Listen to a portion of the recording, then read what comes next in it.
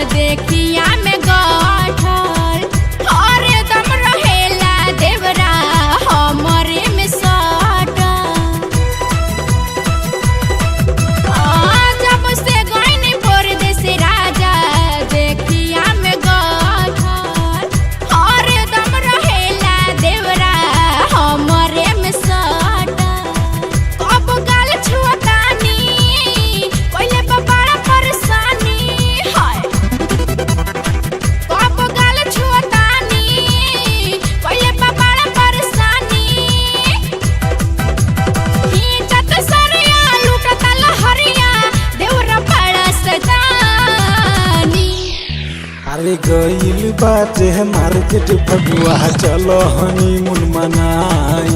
अरे गइल बाटे मार्केट फगुआ चलो हनीमून मनाई।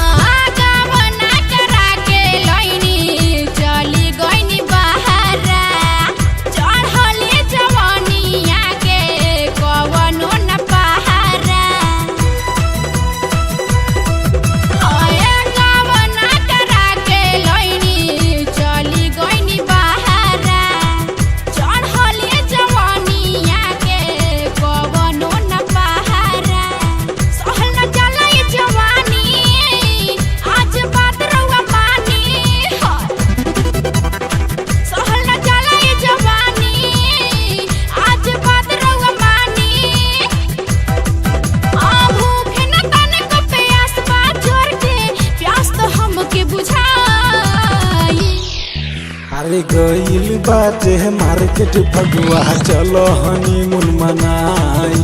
अरे गइल बाटे मार्केट फगुआ चलो हनीमून मनाई।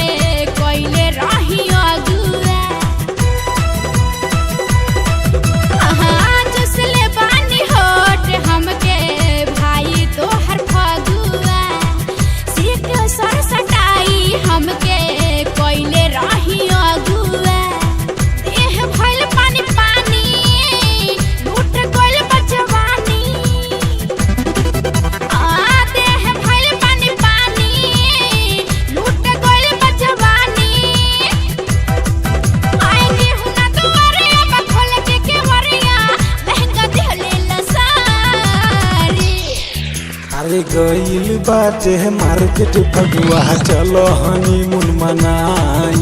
अरे गइल बाटे मार्केट फगुआ चलो हनीमून मनाई।